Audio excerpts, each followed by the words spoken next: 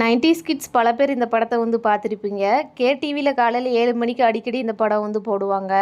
படம் முழுக்க 2 பேர் மட்டும்தான் வந்து நடிச்சிருப்பாங்க. கடைசியில் ஒரு ட்விஸ்ட்டு சூப்பராக வந்து வச்சுருப்பாங்க. ரொம்பவே இந்த படம் இன்ட்ரெஸ்டிங்காக வந்து இருக்கும். இந்த படம் 2006 வருஷத்தில் வந்து வெளியே வந்துச்சு. இந்த படத்தோட பேர் வந்து இருவர் மட்டும். யாரெல்லாம் இந்த படத்தை பார்த்துருக்கீங்க அப்படிங்கிறத வந்து கமெண்ட்ஸில் சொல்லுங்கள். இந்த படத்தோட கதை என்ன அப்படின்னா, காட்டுக்குள்ள வழி மாறி ஹீரோயின் வந்து போயிடுறா. சுற்றி சுற்றி எட்டி பார்க்கும்போது அங்கே ஒரு மலை இருக்குது. அதுக்கு மேலே வந்து ஒரு வீடு இருக்குது. வெளி உலகத்தையே பார்க்காத காட்டுக்குள்ளே வாழ்ந்துட்டு இருக்க ஒரு ஹீரோவை வந்து மீட் பண்ணுறா.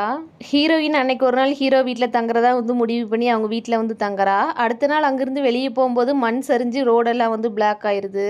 ரோடு பிளாக் ஆனனால அவனால் அங்கேருந்து போக முடியல. அதனால ஹீரோ வீட்லேயே கொஞ்ச நாள் வந்து தங்குறா. ஹீரோ பழகிற விதத்தை பார்த்து ஹீரோயினுக்கு ஊருக்கு போகணும் அப்படிங்கிற ஆசையே வந்து இல்லை. ஹீரோ கிட்ட தன்னோட அன்பை சொல்லலாம் அப்படிங்கறக்காக அவளோட காதலை வந்து சொல்லி கல்யாணம் பண்ணிக்கணும் அப்படின்னு வந்து கேட்குறா.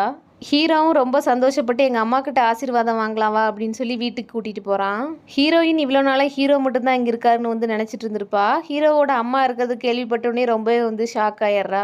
அந்த பாலடைஞ்ச வீட்டுக்குள்ளே அவங்க அம்மா இறந்து பல வருஷம் ஆகியும் எரிக்காமல் அவங்க அம்மா இன்னும் உயிரோட தான் இருக்காங்க அப்படின்னு நம்பி வந்து வீட்டுக்குள்ளே வச்சிருப்பான். ஹீரோயின் இதை பார்த்தோன்னே பயந்து தப்பிக்க வந்து ட்ரை பண்ணுறா. அப்போ கீழே விழுந்து அவளுக்கு அடியுமே பட்டுருது. திரும்பி ஹீரோ வீட்டுக்குள்ளேயே தங்கக்கூடிய சூழல் வந்து அவளுக்கு ஏற்பட்டுருது. ஹீரோயினுக்கு பிடிக்காம இருக்கும் போதே இவங்க 2 பேத்துக்குமே வந்து கல்யாணமுமே வந்து நடந்துருது. ஹீரோயின் வந்து ஹீரோ அவங்க அம்மா மேல எவ்வளவு அன்பா இருக்கா அப்படிங்கறத வந்து புரிஞ்சுக்கிறா. அவங்க அம்மா இன்னும் உயிரோடு இல்லை அப்படிங்கறத அவனுக்கு புரிய வைக்கணும் அப்படின்னு வந்து ட்ரை பண்றா. ஹீரோயினுமே வந்து கன்சீவ் ஆயிடுறா. அம்மாவை இப்ப போச்சா மட்டும்தான் நமக்கு குழந்தைய வந்து அம்மா பிறப்பாங்க அப்படின்னு வந்து ஹீரோயின் சொல்றா.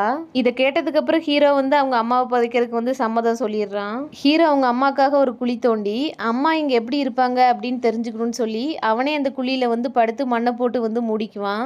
இதை பார்த்துட்டு இருந்த ஹீரோயினும் ரொம்பவே கஷ்டப்பட்டு ஹீரோ வந்து காப்பாத்திருப்பா. இப்படி கஷ்டப்பட்டுட்டு இருக்கும் போதே ஹீரோயினுக்கு பிரசவ வலியுமே வந்து வந்துருச்சு.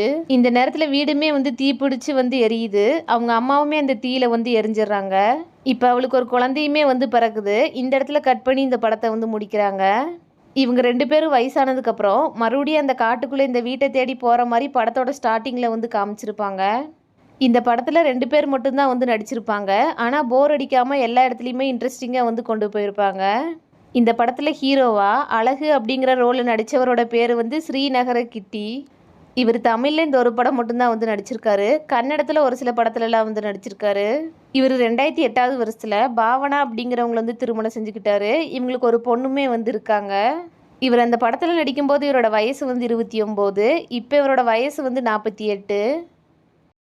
இந்த படத்தில் ஹீரோயினா செல்வி அப்படிங்கிற ரோலில் நடித்தவங்களோட உண்மையான பேர் வந்து சுனிதா வர்மா. இவங்க தமிழில் இந்த படத்தில் மட்டும் இல்லாமல் ஒரு முறை சொல்லிவிடு, 62, கருங்காலி அப்படிங்கிற படத்துலலாம் வந்து நடிச்சிருக்காங்க. மலையாளத்தில் நிறைய படத்தில் வந்து நடிச்சிருக்காங்க.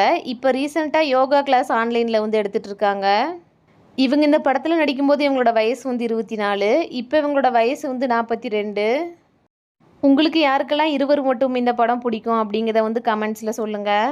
நான் ஸ்கூல் படிக்கும்போது இந்த படத்தை பாதியிலே பார்த்து மீதி கதை தெரியாமே ஸ்கூலுக்கெல்லாம் போன மெமரிஸ் வந்து இருக்குது. இது மாதிரி உங்களுக்கு என்ன மெமரிஸ் இருக்குது இந்த படத்தை பற்றி அப்படிங்கிறத வந்து கமெண்ட்ஸில் சொல்லுங்கள். இந்த வீடியோ பிடிச்சிருந்துச்சு அப்படின்னா இந்த வீடியோக்கு ஒரு லைக் பண்ணி நம்மளோட சேனலை சப்ஸ்கிரைப் பண்ணிக்கோங்க.